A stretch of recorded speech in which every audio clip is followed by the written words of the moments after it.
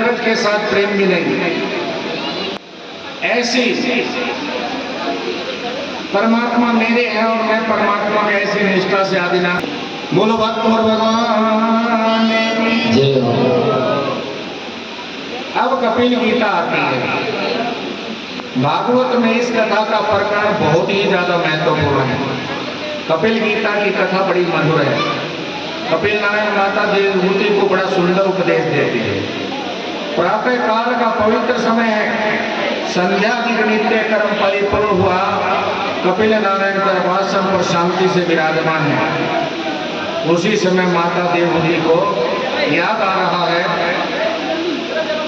कि मेरे कपिल देव के जन्म के समय ब्रह्मा जी पधारे हैं। तब उन्होंने कहा था यह बालक साधारण व्यक्ति नहीं है, आदि नारायण परमात्मा का अवतार है। यह बालक अपनी माता का उद्धार करने के लिए आया है, स्मरण हो आया है। यह मेरा पुत्र है और मैं इसकी माता हूँ। यह लौकिक संबंध माता देवहूति आज भूल गई। विचार किया कि ये मेरे सदगुरु हैं और मैं इनकी सद शिष्य हूँ। ऐसा अलौकिक भाव उनके हृदय में प्रकट हुआ। आध घंटा बनाई। माता देवहूति ने कपिल से कहा, तम त्वागतां शरणं शरण्यं सौभर्ते संसार तरोद्धारम् जिज्ञासायां प्रकृते पुरुषस्य नमामि सततं विदां वरिष्ठम्। हे गुरुदेव आप आज्ञा दीजिए, मेरी कुछ पूछने की इच्छा है। कपिल देव भगवान कहने लगे, माता जरा भी संकोच ना करिए, आप जो पूछेंगी मैं आपसे कहूँगा। माता ने कहा कि सच्चा संसार में सच्चा आनंद है या नहीं? ऐसा आनंद है कि नहीं जो सदैव रहता है। जो असत्य है वह अस्थायी है, जो सत्य है वह स्थायी है। सत्य का नाश नहीं होता। ऐसा आनंद प्राय है कि नहीं जो आनंद सदैव रहता है। उसकी प्राप्ति के बाद कभी दुख नहीं आता। हे गुरुदेव, जो आनंद सर्वश्रेष्ठ है, जो सदैव रहता है, जो नित्य है, ऐसा नित्य आनंद कहाँ है? उस आनंद की प्राप्ति का क्या साधन है? आज तक मैंने इन इंद्रियों को बहुत लालन पालन किया, बहुत लाड कराया। इंद्रियों का सुख भोगने पर शांति मिलेगी, यह मेरी कल्पना गलत है। इंद्रियों का सुख भोगने से थोड़े समय के लिए शांति मिलती है और मन अधिक शांत हो जाता है, वासना बढ़ जाती है।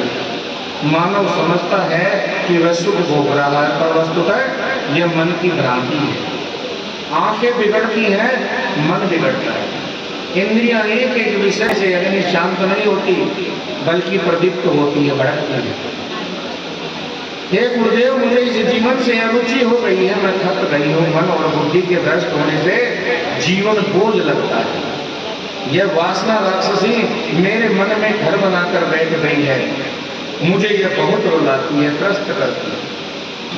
इसके संत्रास से मुझे मुक्त होना है, पर वह मुझे मुक्त नहीं होने। ग्रुप पे बन रही, यूट्यूब पे बन रही, यूट्यूब पे। किसी भी इंद्रिय की कभी तृप्ति नहीं होती। जीव रोज नया नया मांगती है। वासना राक्षसी है। ये ऐसी राक्षसी है कि इसे जितना खिलाओगे ये उतनी ही भूखी हो जाएगी। यहाँ तक कि ये खिलाने वाले को खा जाएगी, फिर भी तृप्त नहीं होगी। हे गुरुदेव, मुझे इस वासना रूपी राक्षसी के त्रास से मुक्त कराइए। आज माता देवहूति कहती है कि हे गुरुदेव, ये इंद्रियां मेरे विवेक रूपी धन को लूट रही है, मुझे गर्त में गिरा रही है। चोर तो दूसरे के घर चोरी करने जाता है, वह अपने घर चोरी नहीं करता। परंतु ये इंद्रियां ऐसी चोर है कि अपनी ही आत्मा के विवेक रूपी धन को लूट लेती हैं। इंद्रियां नौकर है, आत्मा मालिक है। ये मालिक के घर में भी चोरी करती हैं। हे गुरुदेव, मैं थक गई हूँ, मुझे झूठे सुख को भोगने की इच्छा नहीं। मेरा जीवन नष्ट हो गया, झूठे सुख को भ्रष्ट हो गया। सच्चा सुख सच्चा आनंद कहाँ है इसका मुझे पता नहीं। हे गुरुदेव, जिस सरल भाषा में मैं समझ सकूं ऐसी सरल वाणी में मुझे उपदेश दीजिए, मेरी बुद्धि मंद है। कपिल नारायण प्रसन्न हुए, माता देवहूति को वे सुंदर उपदेश देते हैं। कहते हैं माता तुमने बहुत ही अच्छा सवाल पूछा है। माता मैं संक्षेप में तुम्हें थोड़ा बोल दूंगा। योगाध्यात्मिका पुंसां मतो निःश्रेयस्याय अत्यन्त्रोऽन्यत्र दुःखस्य सुखस्य च।